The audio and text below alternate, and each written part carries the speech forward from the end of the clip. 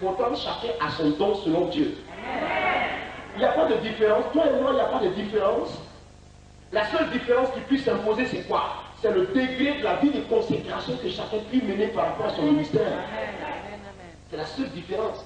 Si toi tu pries 2 minutes par jour, et que l'autre il est là, il prie 10 heures sur 10 par jour, comment tu veux que vous deux, qu'est-ce que tu veux qu'on dise de vous deux?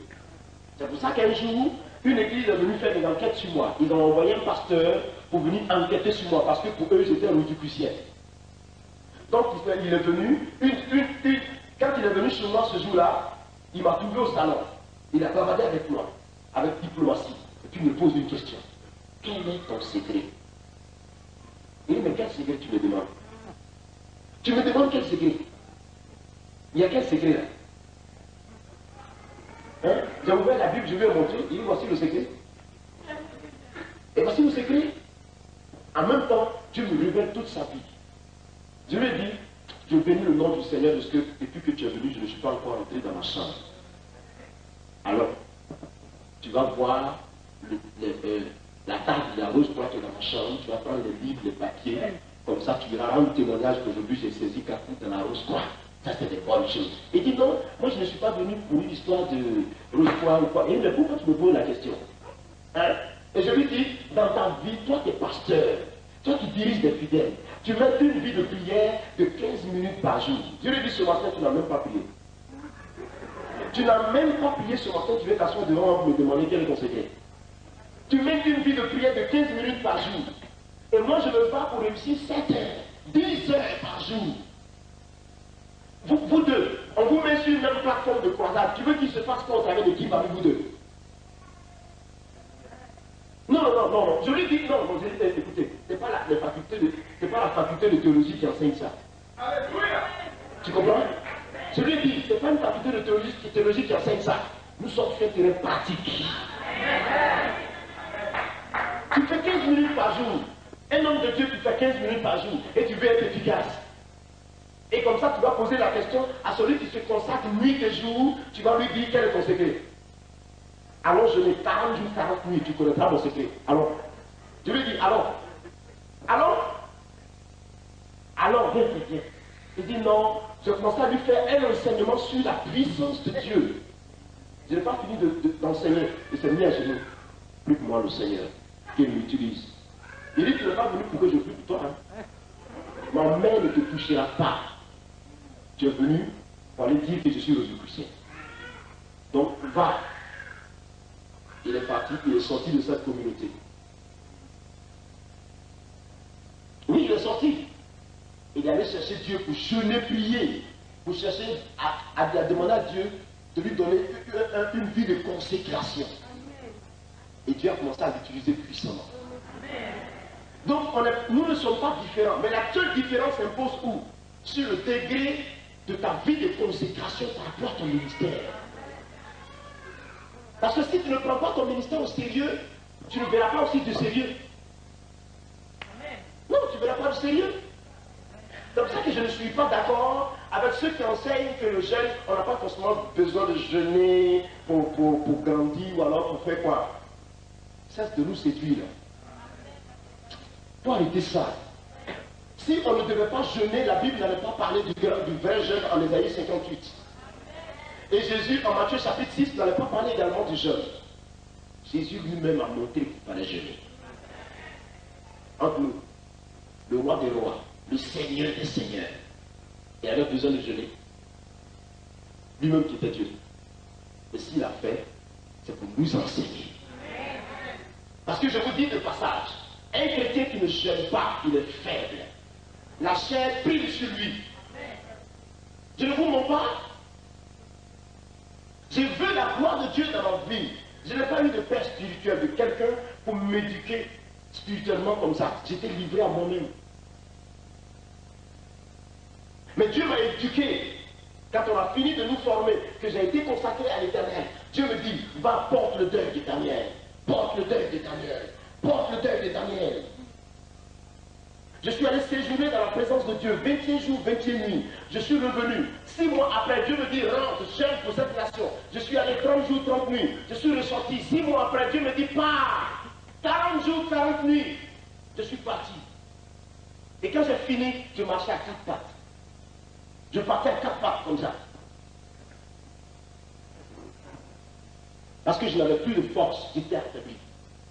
Mais depuis ce jour, la gloire de Dieu s'est déclenchée dans ma vie sans arrêter jusqu'aujourd'hui. C'est pour ça que je ne supporte pas les enseignements où on dit aux gens, non, vous n'avez pas besoin de jeûner. Toi-même, si tu ne peux pas jeûner, tu le sais.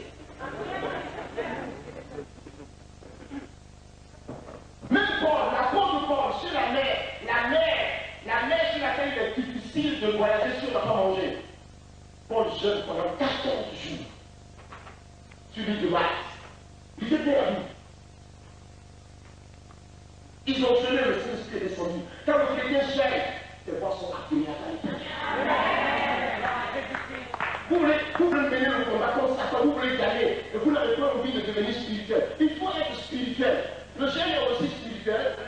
Le chrétien doit se dire que le jeûne fait partie de la vie du croyant.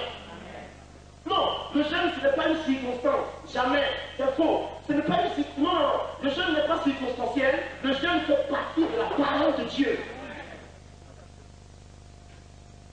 Dieu aime quand le chrétien jeûne. Quand le chrétien jeûne, il connaît de grands résultats. Vous voulez vaincre Satan et vous êtes charnel. Vous voulez vaincre Satan et vous êtes assis dans la chair. Vous ne savez pas que plus le chrétien jeûne, plus la chair meurt et plus l'Esprit de Dieu prend le dessus. Amen, amen. Tous les jeûnes que j'ai faits par la grâce de Dieu, j'ai toujours vu le résultat avant de sortir. Pendant que je suis dans le jeûne, ce que j'ai demandé, c'est déjà accompli. Amen. Amen. Un chrétien pour être fort, il a besoin de jeûner. La Bible n'a pas parlé de l'onction sur la vie de Jésus avant qu'il aille jeûner. Mais quand Jésus allait jeûner, qu'il est revenu, la Bible dit quoi? Il revint du désert revêtu de la puissance de l'Esprit. Il ne faut pas jouer avec. Vous avez des problèmes. Parce que vous refusez de discipliner votre vie à la parole de Dieu. Si vous devez plaire aux hommes, si vous devez plaire à votre chair, qu'est-ce que vous ferez avec Dieu? Il faut prendre conscience, mes frères. Il faut prendre conscience, je dis, il faut se discipliner à la parole. Il faut soumettre sa vie à la parole avec rigueur. Ce n'est pas tous les jours que le chrétien doit manger. Jeûne un peu. Jeûne un peu, mon ami. Dis à celui qui a côté de toi, tu sais, jeûne un peu. Les gens mangent tous les jours. La nourriture est pour le ventre est la nourriture. Dieu te dit l'un et l'autre, c'est ce que la Bible dit. Jeûne. C'est pour ça qu'une église qui ne jeûne pas et qui ne prie pas, elle est faible. Non, l'onction ne peut pas croître sur vous si vous ne vous disciplinez pas la parole. Non, vous ne pouvez pas connaître une explosion spirituelle. Si la main de Dieu, si vous ne favorisez pas l'onction de Dieu sur votre vie, vous pensez que c'est un hasard comme ça, que quelqu'un a les mains, Seigneur descend, Jésus descend, et puis Dieu répond, c'est pas, ça ne se forge pas. Oh, ça ne s'apprend pas à l'Institut biblique, ça ne s'apprend pas à l'école, ça ne s'apprend pas. C'est une vie. C'est une vie. C'est pour ça que quand vous voyez l'étoile de Dieu, posez-lui la question, il a une histoire derrière lui. Remplie de haut de bas, d'épreuves, elle est derrière lui. C'est pas amusant. On ne se donne pas comme ça un matin. Moi, je suis l'évangéliste, je suis l'international. Tu es quel international? Tu es né international? Je suis non, on ne se lève pas comme ça. Oh là là, ça ne se fait pas comme ça, mes amis. Mais pas. Ça ne se fait pas comme ça. C'est au prix d'une vie de consécration. Tout le monde rit quand tu pleures. Tout le monde mange, tu ne manges pas. Tout le monde dort, tu ne dors pas. Tu comprends? Tout le monde joue, toi tu ne joues pas. Pendant que les gens dansent, tes larmes, tu as aux larmes aux yeux. Pendant qu'ils sont en train de manger, tu es tous les jours à genoux comme ça, coupé. Au pied de la montagne de Jésus. Je vous dis la vérité. Vous pensez que le succès arrive comme ça dans le Seigneur? Le succès n'arrive pas si tu ne te sous-disciplines pas à Dieu. Il faut se discipliner. C'est une rigueur. C'est une rigueur. Non, parce que vous êtes en France ici, vous avez la vie toujours, la vie est simple, simple. Rien n'est simple. Jésus, pour sauver l'humanité, a payé le prix. Toi aussi, si tu veux faire mieux, paye le prix. C'est vrai.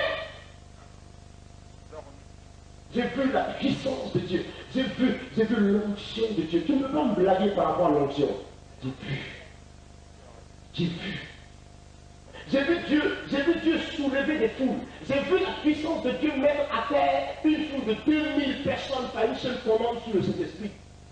J'ai vu, je suis arrêté, mais maintenant je vois tout le monde depuis devant jusqu'à derrière, plus de 1000 personnes à terre dans la même minute. J'ai vu les morts ressuscités à la gare, en pleine gare, on emmène un mort, ressuscite-toi, il se lève. J'ai vu, mais ça ne s'inquiète pas comme ça. J'ai vu la voix de Dieu, j'ai vu, il est assis, paralytique, tu ferais mieux de me suivre selon les règles de la parole. Il se lève, me suit, nous marchons, nous marchons. J'ai vu ça. Une femme enceinte depuis 14 mois qui n'arrive pas à enfanter, sous le coup, depuis emmener à l'hôpital, elle enfante un gros garçon. On parle avec elle, les 10 minutes qui suivent, elle est dans son air. J'ai vu ça. Une vieille femme de 60 ans, je lui dis, tu enfantes. Non, elle est enceinte en ce moment, elle est prête, elle va accoucher. Nous sommes avec la puissance de Dieu, on ne joue pas avec la puissance du Saint-Esprit. C'est pour cela que quand Dieu se manifeste dans votre vie, la règle du jeu, c'est l'humilité. La plus totale. Je ne vais pas parler ici pour dire, si mon caprice n'est pas arrivé à Paris, ici les gens ne peuvent pas être délivrés. Tu sors d'où? Tu sors d'où? Dis-moi à celui qui est à côté. D'où sors-tu? Grâce de Dieu. Parce que Dieu le veut, il l'a fait. Mais je vous dis que j'ai vu. Pour dire quoi? Pour dire que quand vous cherchez Dieu, il vous répond. Quand vous le cherchez, il vous répond. Il dit, cherchez-moi, vous me trouverez. Je me laisserai trouver par celui qui me cherchera. Il a dit, cherche-le, il va le trouver, mon ami. Dieu se cherche. Le Dieu que nous prions, le Dieu que nous adorons, le Dieu que nous prêchons, il ne se conçoit pas. Il ne s'admet pas comme ça, il ne se conçoit pas, il n'est pas une ironie. Il se vit, il se démontre. Si A plus B égale à B, ou alors à AB, si 2 plus 2 égale à 4, avec Jésus, quand tu fais telle chose et telle chose, le résultat est tant aussi. C'est clair. Ah oui. Ça, j'en suis convaincu. On ne peut pas me détourner de ça. J'ai vu les miracles de Dieu. Mais ça ne tombe pas du ciel comme ça, mon ami. C'est au prix d'une vie de consécration. Comme ça que toi. Parce qu'il n'y a personne qui se consacre sans voir la gloire de Dieu. C'est pas possible. Une femme est morte, elle devait accoucher. L'enfant est né, elle est morte dans son ventre, elle-même, elle est morte avec lui. Elle est morte plutôt avec lui. Tout le monde était rassemblé pendant qu'on me persécutait. J'ai dit, écartez-vous, je veux parler à cette femme. Je veux lui parler. J'arrive là, femme. Reviens la vie, enfant, sort. La puissance de Dieu visite le corps. Elle crie, waouh! Le bébé n'est mort, elle est ressuscitée. Il est ressuscité à son tour au nom de Jésus de Nazareth. Les deux vivent aujourd'hui.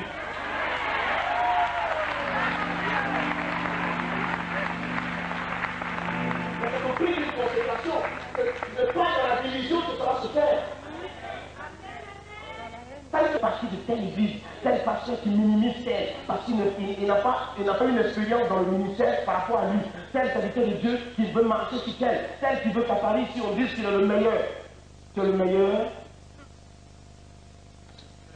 Il ne faut pas énerver Jésus. Hein.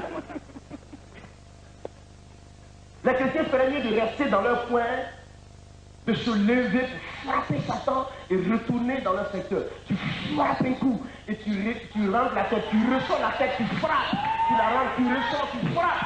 Le temps que tu frappes, moi, Satan le plus.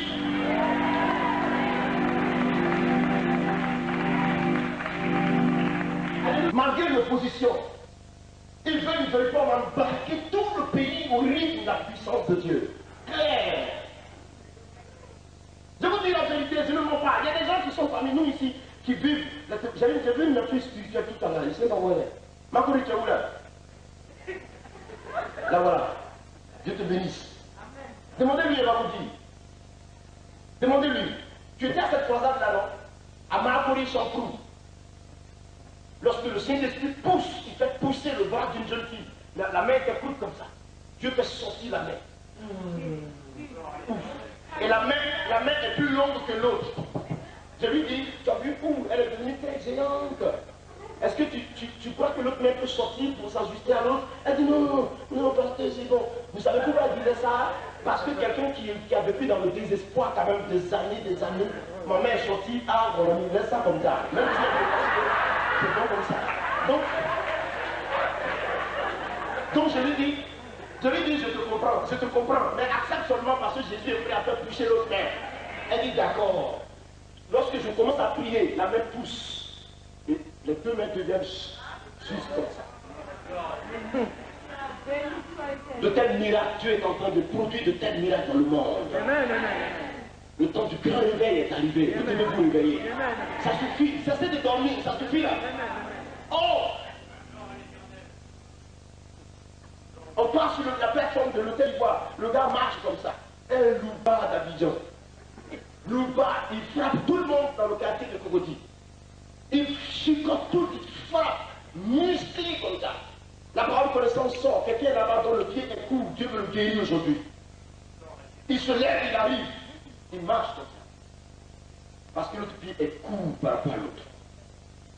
Je lui dis, tu crois? C'est Denis qui a filmé. Le voilà, le même Denis qui est là aujourd'hui. C'est lui qui avait filmé ça. Tu crois que Dieu peut faire sortir ton pied? Oui. Tu crois que Jésus est le Fils du Dieu vivant? Oui. Tu crois que sa puissance est ici pour te guérir? Oui. Tu crois qu'il est ton sauveur? Oui. Si tu le crois, pied, sort. Patate. Le pied a poussé. Il a cogné le sol.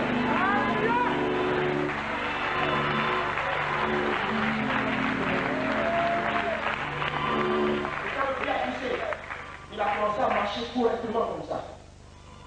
Toute la salle l'avait vu. Il arrive au quartier ce matin-là. Tout le monde le regarde. Comment il est devenu là? Tout le monde a commencé à me regarder. Mais comment il est devenu? Il a commencé à crier. Ce que vous voyez sur moi, il y a un homme qui a fait ça, c'est Jésus-Christ. Il est devenu évangéliste sur place. Comme ça, je vous dis, il ne sert à rien que nous demeurions dans la division si nous voulons vaincre. Le combat ne peut pas se mener dans la division. C'est Satan qui nous divise. Il rentre dans les églises pour cogner les têtes des églises. Associez-vous à Paris ici. Complétez-vous. Non. Un pays comme la Côte d'Ivoire est obligé de reconnaître la puissance de Dieu. Elle ne veut pas se forcer. Et chaque pasteur en Côte d'Ivoire est maintenant tenu de chercher l'onction.